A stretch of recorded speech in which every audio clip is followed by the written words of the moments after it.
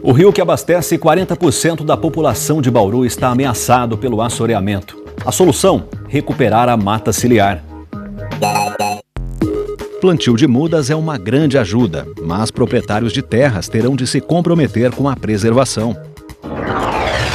Indicação de ex-ministro da Justiça para o Supremo Tribunal Federal gera críticas. Entenda mais sobre as nomeações no STF na entrevista do dia.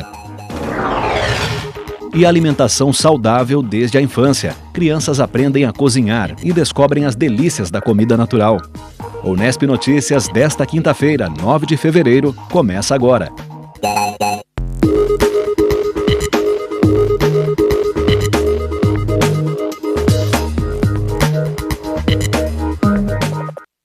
Boa noite. Não é de hoje que o Rio Batalha sofre com assoreamento, mas um projeto tem buscado solucionar o problema com a recuperação da mata ciliar. O trabalho é longo, está só no começo e precisa da colaboração de proprietários de terra para ter o sucesso esperado. O desmatamento nas margens e o mau uso do solo têm provocado o assoreamento do Rio Batalha há vários anos. No início de 2016, as chuvas fizeram o rio perder o curso natural em alguns trechos. Toda essa lama chegou inclusive à lagoa de captação do DAI, fazendo quase 140 mil moradores de Bauru ficarem sem um abastecimento de água. Para combater os problemas causados pelo assoreamento, o Fórum Pro Batalha iniciou um projeto de reflorestamento da área do rio. O trabalho é financiado pelo Fundo Estadual de Recursos Hídricos e tem parceria com as Secretarias Municipais de Agricultura e do Meio Ambiente. A nossa intenção é a gente começar a trabalhar o reflorestamento de todos os córregos que alimentam o Batalha. A gente está dando continuidade ao trabalho que o Fórum Pro Batalha iniciou em 96. Então agora esse projeto, o reflorestamento do córrego Engenho Velho, envolve 9 propriedades, né? São 20 hectares de reflorestamento em áreas de preservação permanente, que a gente está já executando um trabalho de adequação ambiental ao novo Código Florestal, né, desses proprietários. 34 mil mudas vão ser plantadas e acompanhadas pelo projeto. As mudas são sempre mudas de espécies nativas, né, regionais. Teve como base a lista do Dr. Osmar Cavassan, da Unesp, pesquisador. E a nossa proposta é ser o mais fiel possível ao ecossistema local, ao bioma local, né? O trabalho não tem custo para os proprietários das terras por onde os córregos passam. Eles só precisam assinar um contrato de comprometimento com a preservação dessa plantação. O projeto traz benefícios para os donos das terras, já que eles precisam se adequar ao novo Código Florestal Brasileiro, que determina a necessidade de recompor as APPs, áreas de preservação permanente. Essa parceria, né, que veio com a gente foi muito vantajosa para a gente, por causa que seria bem difícil, uma hora vai chegar a legislação, vai chegar a lei que todos vai ter que ter. E que tinha que fazer a cerca, fazer o plantio e ficar com todos os recursos e cuidar dessas árvores até elas ficarem grandes, para a gente ia ficar inviável, né? Então foi uma grande vantagem para nós aí. Além do plantio, cercas foram instaladas para proteger as mudas e para que o gado das propriedades rurais não tenha acesso aos córregos. A Maria Isabel é pesquisadora da Secretaria de Agricultura de São Paulo e colabora com o Pro Batalha. Ela explica que o assoreamento também prejudica o animal, que acaba bebendo água contaminada. Um animal adulto, até 500 quilos, mais ou menos, em média, ele vai beber por dia uns 60 litros de água, né? Então ele precisa ter essa água disponível de boa qualidade. O que é o ideal? Se o produtor não tiver condições financeiras de estar, e também a parte legal de estar fazendo um poço, né, para estar suprindo essa necessidade animal, é ideal que ele utilize uma bomba de captação e aí ele vai captar essa água, colocar em bebedouros, onde todos os animais terão acesso, né, que é o ideal. O Eduardo já se adaptou para oferecer água ao gado. A parte de bebedouro que o gado bebia, né, a sedimentação, era feita toda no rio, né? Então agora vai ser instalados bebedouros, uma vez que foi cercada a parte do rio para fazer o plantio das árvores, né? O Rio Batalha é responsável pelo abastecimento de água de cerca de 40% da população bauruense. Para evitar que essas pessoas tenham problemas com a falta de água, é essencial reconstruir e preservar a mata ciliar do rio e dos córregos que desaguam nele. E o trabalho de preservação não é só responsabilidade de quem está à frente do projeto. A nossa água está na propriedade rural, está na área rural. Então, assim, os principais guardiões são os produtores rurais. Esse trabalho ele precisa ter continuidade. É necessário que esse processo, né, de reflorestamento dos córregos do Rio Batalha, ele seja permanente e constante. O Fórum para a Batalha já tem outros recursos para outros córregos e a gente pretende assim dar continuidade a esse trabalho para que no final de um período a gente consolide essas áreas e Bauru não tenha mais esse problema de desabastecimento numa estiagem.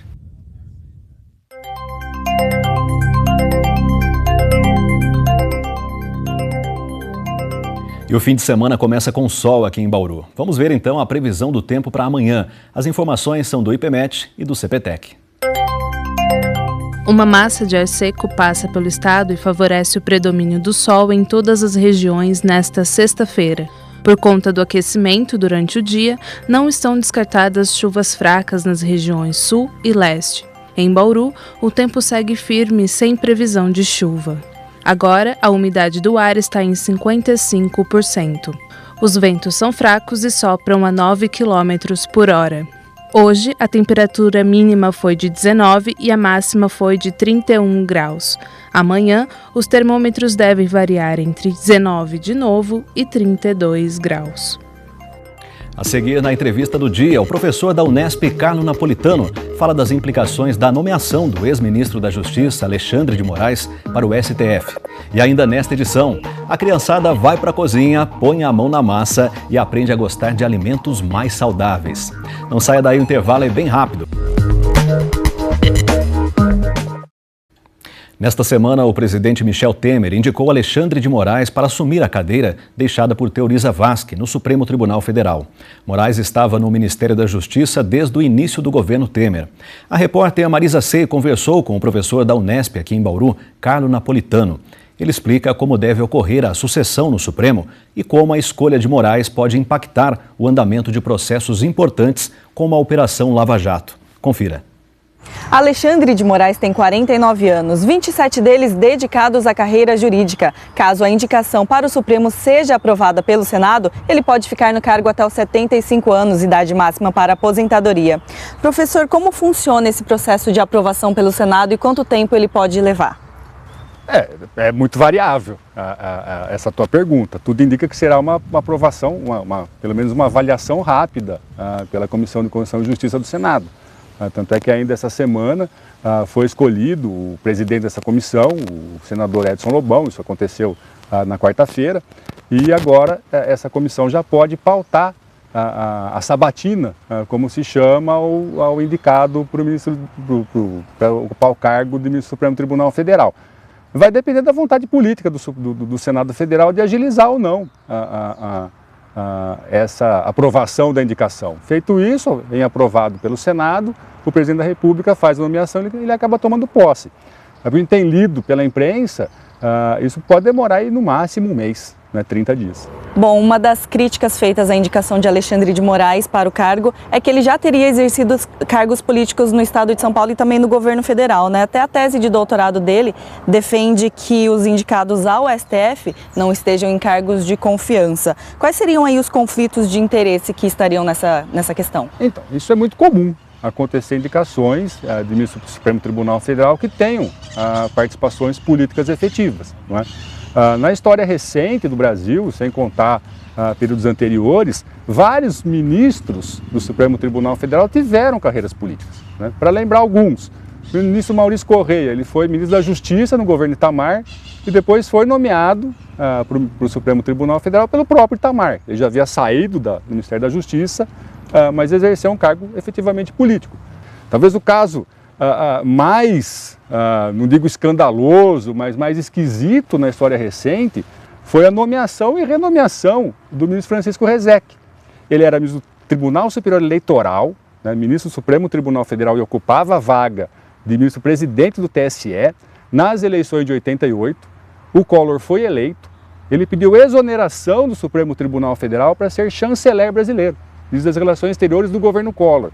Antes do impeachment do Collor, ele sai do Ministério das Relações Exteriores e é renomeado ministro do Supremo Tribunal Federal pelo próprio Collor. antes do Collor sofrer o processo de impeachment. Então é normal e é natural que juristas que tenham participação política sejam nomeados para ocupar o cargo de ministro do Supremo Tribunal Federal. Isso foi uma criação da teoria norte-americana, do constitucionalismo norte-americano, do presidencialismo norte-americano e do judiciário norte-americano, que nós temos uma grande influência. Não é? Lá, a ideia do presidente nomear ministros da Suprema Corte é uma ideia de contrapeso e balanço de poderes, ou seja, é uma forma do Poder Executivo influenciar as decisões do Judiciário. Assim como o Judiciário influencia decisões legislativas e influencia decisões do próprio Executivo. O que chama a atenção no Brasil é a falta de debate sobre isso. Não é? Eu não me lembro, e tenho tratado isso nas minhas pesquisas aqui na faculdade, nos meus trabalhos acadêmicos, nas aulas que eu ministro, que não há uma preocupação da sociedade civil, da imprensa e do Brasil como um todo com a nomeação de ministro do Supremo Tribunal Federal. Né? Geralmente essas nomeações passavam batidas, como se diz no popular, ou seja, ninguém dava importância, ninguém se apegava a essas questões. Ministros eram nomeados assim por pequenos despachos nos jornais. Né? O futuro ministro será fulano de tal, será ciclano de tal. Parece que houve uma reviravolta nessa percepção sobre o Supremo a partir do processo do mensalão, não é? E que vem aí também na toada do processo da Lava Jato, ou seja, o Supremo Tribunal passou a ter evidência na sociedade brasileira a partir de processos penais. Para você ter uma ideia, eu me lembro, na história recente também, de um único caso que a imprensa se manifestou a respeito de uma nomeação, que foi a última nomeação feita pela Dilma Rousseff, que é o ministro Edson Fachin, o Luiz Edson Fachin. Então houve uma celeuma na sociedade, até propiciado pelo momento histórico, a época do impeachment, e que estaria Dilma nomeando o ministro do Supremo Tribunal Federal, alinhado à ideia de esquerda, à ideia de movimentos sociais, com posições teóricas relacionadas ao movimento sem terra, que de fato ele tem, não é? E o ministro foi sabatinado por 2 dias. Né? A sessão da Comissão de Constituição e Justiça demorou 13 horas, e foi a maior sabatina. Eu espero que na arguição do indicado Alexandre de Moraes, a Comissão de Constituição e Justiça também reserve para ele período igual, né? E que faça, da mesma forma, questionamentos sobre posturas políticas, sobre posturas judiciais, sobre o que ele escreveu e que hoje ele desdiz, não é? O que é comum. Não é estranho fazer isso, é pensar e fazer uma investigação a respeito do que pensa o novo ministro, porque essa é uma função importantíssima. Né? Então resta saber se isso será feito pela Comissão de Constituição e Justiça e que seria salutar e a sociedade brasileira discutir a indicação de ministro, que é um cargo muito importante a ser ocupado. E o ministro Edson Fachin, que você mencionou, ele assumiu a relatoria da Operação Lava Jato com a morte do Teori, né? O Alexandre, no caso, ele assumiria a revisão na operação. Nesse caso, qual que é o papel do revisor? Não, o relator, ele relata o processo para os demais colegas da turma, né, que são compostas por 5 ministros, né, são 2 turmas no Supremo Tribunal Federal, é a visão do ministro em relação ao processo. Após o relatório, já profere o voto dele. Assim que for definido o voto do relator, passa-se para um outro ministro, nesse caso provavelmente será o ministro Alexandre de Moraes, que vai fazer revisões sobre o voto proferido pelo Edson Fachin. Condenando, absolvendo eventualmente os réus, ele vai fazer uma revisão desse processo, se está de acordo, se não está de acordo, se a tese levantada ele concorda ou não, aí passa para a turma fazer a decisão. Né? O Alexandre de Moraes, de fato, herdará um pacotão de atividades deixadas pelo falecimento do Teori Zavascki, e uma delas é essa, de ser o revisor do relatório e do voto do ministro Luiz Edson Fachin nas ações da Lava Jato. E a presença do Alexandre de Moraes no STF vai ter implicações aí para a Operação Lava Jato? É difícil saber, não dá para a gente fazer um exercício aí de futurologia na área do direito. Muito se questionou algumas indicações recentes, inclusive do Luiz Edson Fachin, que estaria muito atrelado a Dilma, ao PT, ao petismo, e as decisões dele nada indicam que ele tenha esse aparelhamento. Né? Resta também torcer para que o ministro Alexandre de Moraes também não fique alinhado ao atual governo, já que ele é o ministro da Justiça, do Michel Temer, hoje afastado, né, licenciado. Então a gente espera que ele não seja um advogado do governo Temer, que tem sido citado nas delações premiadas, né? Tem sido citado em depoimentos na Justiça. Inclusive, durante essa semana, o ex-deputado Eduardo Cunha menciona o nome do Michel Temer como participante de negociações para nomeação em cargos na Petrobras e outras coisas obscuras. Então, o que se espera é que o futuro ministro, eu já estou cravando que ele será Alexandre de Moraes, não seja um advogado do PMDB e do governo Temer no Supremo Tribunal Federal. Certo, muito obrigada pela sua participação aí no Nesp Notícias, professor. Eu que agradeço mais uma vez o convite. Muito obrigado. Nós vamos para um rápido intervalo e daqui a pouco você vai ver legumes no prato principal e frutas no lugar do sorvete na hora da sobremesa da garotada. Aqui em Bauru, crianças descobrem que alimento saudável também é gostoso. É já já. A Associação Bauruense de Desportos Aquáticos iniciou uma campanha de arrecadação de tênis para crianças e adolescentes que frequentam os treinos de atletismo. É uma causa nobre e quem nos mostra como você pode ajudar esta iniciativa é a repórter Marisa Sei. As doações são destinadas a crianças e adolescentes que participam dos projetos da ABDA. O Bruno é um dos organizadores da campanha e nos explica como ela funciona. Bruno, que tipo de calçado vocês estão arrecadando? Então, a gente está arrecadando calçados, não necessariamente tênis running, né, que é para as crianças correrem. Pode ser um calçado normal que a pessoa tenha parado em casa. Pelo fato das crianças treinarem descalço, algumas crianças aqui que não têm condição treinam descalço, né? Então, qualquer tipo de tênis será bem-vindo, entendeu? E, tipo, da numeração desde o 28 até o 44 a gente aceita normalmente. Quem quiser doar pode fazer o quê? Para onde tem que ir? Ou aqui no Campo do Oriente, no atletismo mesmo, ou na sede da BDA, que fica na rua Cussi Júnior, na quadra 12. Ou pelo telefone também, o 3202-9259, conversa com as nossas assistentes sociais. E se você não tiver como trazer o tênis até nós, liga pra gente que a gente vai buscar numa boa. Quantas crianças vão ser beneficiadas aí com essa campanha? Olha, aqui no atletismo a gente tem por volta de 1.400 crianças. Ano passado a gente conseguiu arrecadar cerca de 500 pares de tênis. Até agora, com, sei lá, umas 2 semanas de campanha que a gente está fazendo já, conseguimos por volta de 100 pares já. Então, dessas 1.400 crianças, sei lá, umas 500 não tem condição de ter o tênis, entendeu? Então, 100% dos tênis que a gente arrecadar vão ser voltados para eles. Entendeu? Muito obrigada pelas informações, Bruno. Só lembrando, então, quem tiver outras dúvidas, pode entrar em contato com a BDA pelo telefone 3202-9259. Marisa Sei para o Nesp Notícias. E quem tem filho pequeno em casa sabe como é difícil convencê-los a ficar longe dos salgadinhos e das guloseimas. Mas e se eles mesmos preparassem as refeições? Será que isso seria mais fácil? Em Bauru, um grupo de crianças aprendeu a cozinhar, mas só com ingredientes saudáveis. Vamos ver no que deu? Toca na cabeça, mãos habilidosas e precisão na escolha dos ingredientes. Essa garotada dá um show na cozinha. Maria Luísa tem 9 anos e já arriscou fazer macarrão em casa. Aqui no curso, ela aprende novas receitas com ingredientes saudáveis, como as torteletas de legumes. A gente usou 350 gramas de farinha de arroz e 250 de polvilho doce. Aí a gente colocou dois ovos, sal a gosto e a gente colocou 75 ml de água. Enquanto a Maria Luísa prepara as torteletas, encontramos a Ana Clara, que tem 8 anos e fez uma receita de brigadeiro diferente.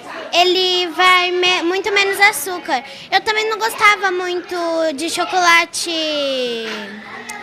sem que é meio amargo. Eu também não gostava muito e a gente colocou ele no brigadeiro e eu comecei a gostar dele e ele é bem gostoso e eu achava que ele era ruim.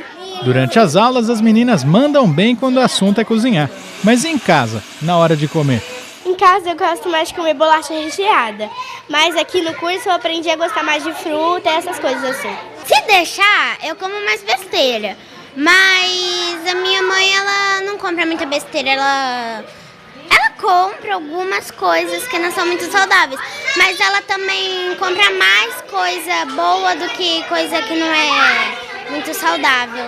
A qualidade da alimentação merece atenção desde a infância. É nesse período que criamos os hábitos alimentares que vão influenciar na saúde tanto na adolescência quanto na vida adulta. Segundo o IBGE, mais da metade das crianças com até 2 anos de idade consomem alimentos ultraprocessados, como biscoitos recheados, macarrões instantâneos e bebidas adoçadas. Dados do Ministério da Saúde apontam que 1 em cada 3 crianças de 5 a 9 anos de idade está acima do peso. Um quadro preocupante, já que crianças com alto consumo de alimentos ricos em energia e gordura e pobres em fibras têm 4 vezes mais chances de se tornarem adultos com sobrepeso ou obesos. Esta nutricionista é a responsável pelo curso de culinária.